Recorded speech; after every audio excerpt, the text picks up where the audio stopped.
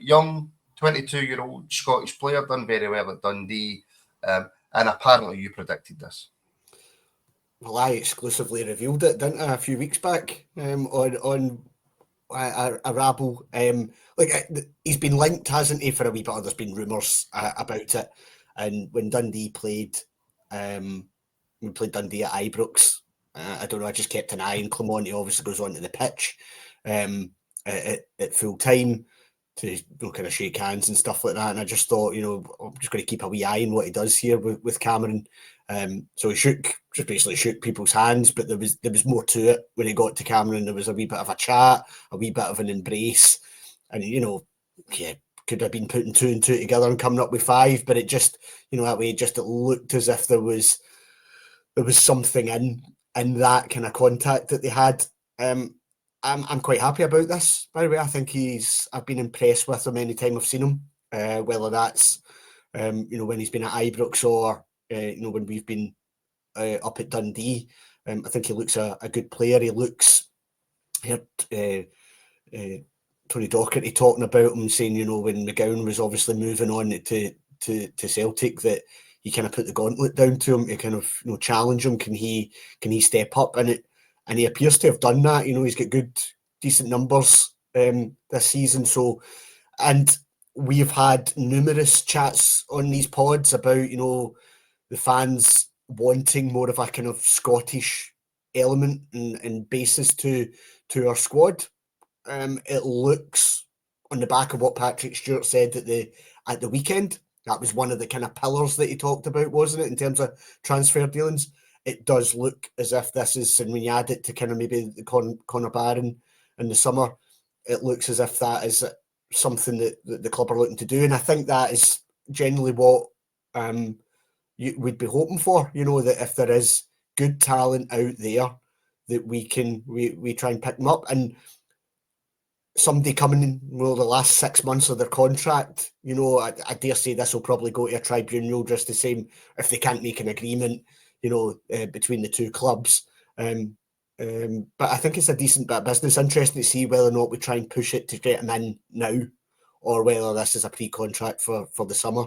I think we need something now, even just to give the club a bit of a lift and a bit of the fans a bit of a boost, and having better options in that squad than what we currently have. So I think it's a decent bit of business from us if we can get it over the line. This is still just the kind of rumour mill at the moment, but it's looking positive. It's also Rangers Football Club, Stuart, so it's not going to be easy. We don't make anything easy. We really don't. We'll come to the pre-contract stuff in a minute, Calum, but I don't know if it's just bias from myself, but I love the fact that it's a young Scot we're going for. Like I said, 22-year-old, and not only is he 22-year-old, he knows the league inside out. Yep. And I think it's so essential for Rangers to have that Scottish core, and we've been missing it for so many years now. You look at all the Rangers teams in the past that had that sustained success. They always had that spine of the team, which were Scottish or SPL players who knew what the club was about, and they kept those standards real high.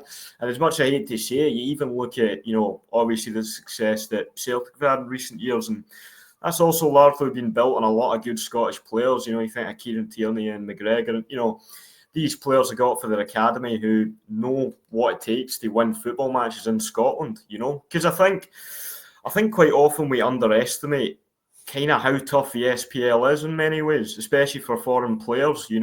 I think they'll look at a team like a Dundee or a St John's, whatever, think very low attendance, not a big club, these guys should be easy, but they make it hard for you, man. They really do. And especially against us, they've figured out that we just cannot handle that low block. So I think it's so important that we have players in the team who know what it takes to play in the SPL, know what it takes to win matches, and know the demands of the league, So, I mean, he's probably the top calibre of Scottish player we'd be looking for, if I'm honest. I mean, I'd personally, as I know you do, Martin, Lennon Miller. Say it, yes, say it. Yeah. Say the name. Maybe not quite on Lennon Miller's level, to be honest, but I think it's a good start. I really like what Patrick Stewart said about the 3 pillars. I think that made a lot of sense to me. We need the young players to, develop, sell on for a profit. We need the experienced players in there to help lead them, and then we need the Scottish players too. And I think that's sort of the way the Rangers should be going. So I'm happy with Lyall Cameron. Excited to see how he does, and hopefully a great player for us. Listen, Lennon Miller is now without a doubt out of our price range. I think we've known that. I think we've known that since the start of the season. Excuse me, if we're being brutally honest, that Lennon Miller's well out of our price range. I'm willing now to accept that. So whatever he goes on in his career to do, whatever, fair play to him. I'm not bitter about it.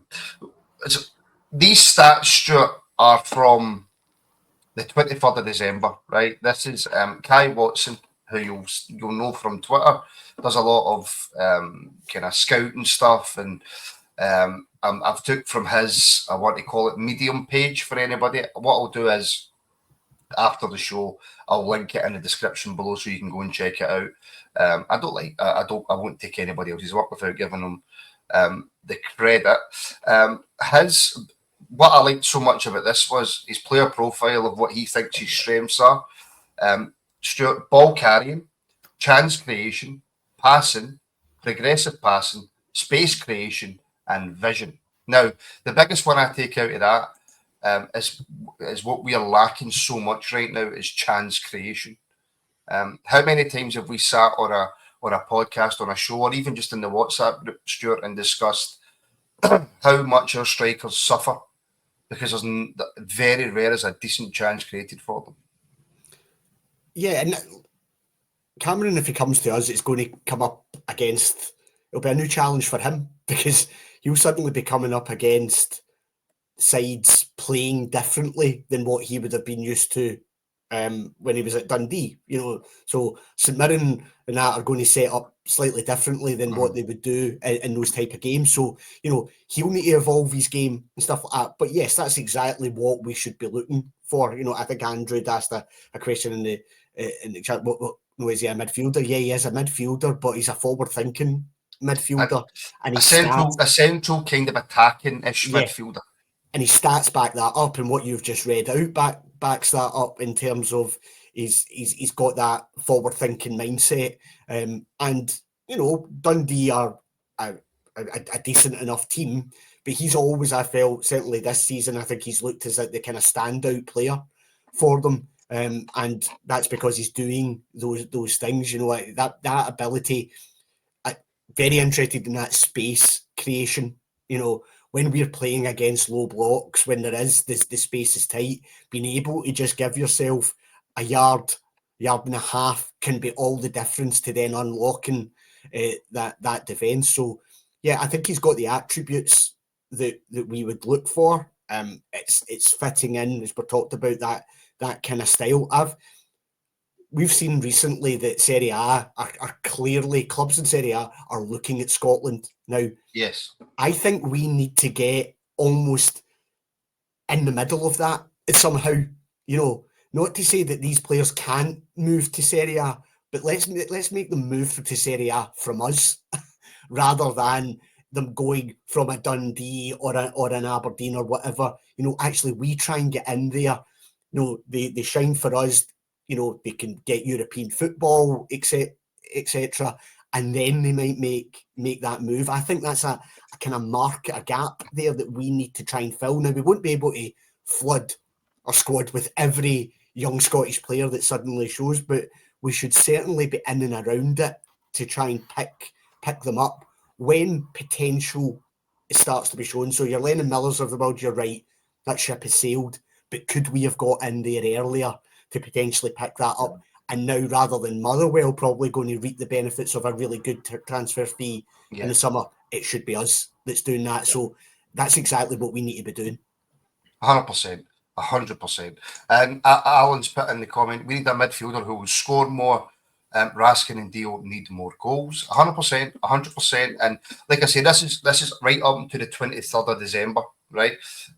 So chances created for Dundee, 82% of Dundee's chances created were Lyall Cameron.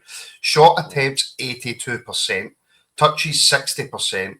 And I can't see the stat for goals. But in 17 appearances, Callum, 4 goals, 4 assists, which might not sound like a lot, but for Dundee, that is. Aye. I just wanted to point out as well, guys, and this is off the top of my head, you might be able to help me here, but we have a great record of signing players for Dundee. You know, you got Nacho Novo in there, John Balmer Brown was for Dundee, I'm pretty sure. Who's there? Kanigia and Kamara. Glenn Kamara too. Aye, so I mean, the stars seem to kind of align with us in Dundee. So, and those stats are very, very good. As you say, Martin, for a team like Dundee, I think for a midfielder, those numbers are very impressive. So, seems like they were Callum the highest scoring team outside the Old Firm. And obviously, Lyall Cameron's got a lot to do with that. So it would be easy for us to sit here, Callum, and go, oh, he's a player for Dundee. How good can he possibly be? Rather than actually taking a deeper dive look into how Dundee have been playing. All right, so they're the third highest goal scoring team out with, well, the highest outside the Old Firm. Why is that? Well, Lyall Cameron's a big part of that. Aye, 100%. I mean, I've kind of rated Dundee this season as well. I've always thought they look like quite a good team, especially going forward. And yeah, as you say, we do need to show a wee bit of respect to these SPL players and these SPL teams, because as I say, it's not an easy league to be successful in necessarily. So yeah, 100%. That's the market we should be looking at. I'd like to see a few more players in there. Only thing I would say is I don't think midfielder would be my priority position. I think we absolutely have to get a centre back in. And if that means no getting a midfielder, I'd happily sacrifice it. But no, positive first proper transfer rumour. I've got to say I'm quite happy with the sound of Lyall Cameron. Mark, can I just come in just on Paul's comment? And I get what he's saying there about, you can have young players, good young Scottish players coming through, but it's about the manager that you've got and how he utilises them. And I totally understand the point that he's making there. I think, though, this links to what Patrick Stuart touched on at the weekend, where as a football club, we need to get away from the manager being the one that's picking the players. So regardless of whether it's Philip Camon or we get somebody else in or whatever, the manager has an involvement here, but it's the football club strategy to say, do you know what? That's a very good young Scottish player that's out there, and we should be in the market to snap them up, develop them, move them on. So I get what he's saying, but I like the fact that this is fitting in with more of a transfer strategy rather than here, Michael Beale, here's the checkbook, and ignore all the scouting system. You're just going to identify the players that you want, and my God, are we paying the price for that at the moment? This seems as if there's a bit of joined up thinking about it, which makes me happy. What I would add to all those, Stuart, is if that happens and we get them in, because obviously nothing's guaranteed in football, 22 years old, still developing. So in order for players to reach their full potential, they have to play games. And at a young age, you have to be playing quite a bit to reach your potential. So if he does come into the football club, does he get enough starts? Does he get enough games to be able to try and fulfill the potential? Because if he fulfills, I can't speak, his potential, it's good for him, but it's also really good for the football club. So with that midfielder, Raskin, Diamande, Barron, does Lyall Cameron come in? Does he become a starter, or is it a rotation type thing? I think he comes in as part of the squad to start with. Whether or not he just walks straight into the team, I'm not sure. But he's got to prove himself, hasn't he? I always say that about it. It can't just be that, here you go, you're just straight into the team. He'll need to come in, show that he's worth that spot. But again, what's the point of having that strategy and going out and buying these players if you're then not going to give them the opportunity? I think at the moment, the manager looks at his options and I don't think he feels he's got many options. I think he knows. I think he's finally settled on the fact that in the majority of games, we don't need to be playing with two holding midfielders. And at the moment, Raskin is playing better than Barron. So there's one. And then who's he got? And he feels as if, well, that's Diomande to play that kind of 8 role. Now, I think he then looks, well, who else is there? Kieran Dowell? No, that's not happening. Whereas now you might, if you do get a Cameron in, and I think it'll be interesting to see whether we get him in this window or whether that is a pre-contract. But if you got him in this window, I think it then does give the manager an option there to say, well, do you know what? For certain games, it can be Cameron that comes in, maybe take him out, then it could be Dio. Whereas at the moment, I feel when it comes to the crunch, he's got. I think he feels as if he's got 2 players in there, and he's not really got the squad depth that he feels he can then challenge them at the moment, other than Barron. But Barron is a very like for Raskin, and Barron's form at the moment just isn't there.